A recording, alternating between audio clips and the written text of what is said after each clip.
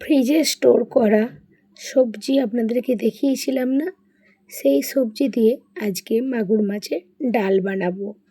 তো প্রথমেই নিয়ে নিয়েছি মুগ ডাল আর মসুরির ডাল অর্ধেক অর্ধেক করে, আর নিয়েছি মাগুর মাছ।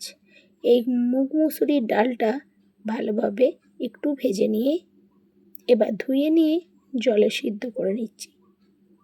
একটু সিদ্ধ হয়ে গেলে এবার এই যে স্টোর করা সবজিগুলো, সেগুলো যেহেতু আপনার হাফ সেদ্ধ ছিল, তাই ডালটা একটু সিদ্ধ হওয়ার পর দিয়েছি ফুল সিদ্ধ করার জন্য। এবার মাছগুলোকে ভেজে নিলাম। এবার মাছের ওই তেলটাতে গোটা জিরে, শুকনো লঙ্কা ফোড়ন দিয়ে পেঁয়াজ আর টমেটো দিয়ে দিলাম।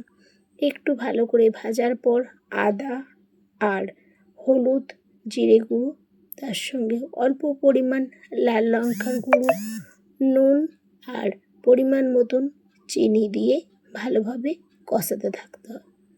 এবার একটু জল দিয়ে ভালোভাবে কষিয়ে নেওয়ার পর যখন মশলাটা থেকে তেল ছেড়ে যাবে, ওই যে সিদ্ধ ডালটা দিয়ে দেবো।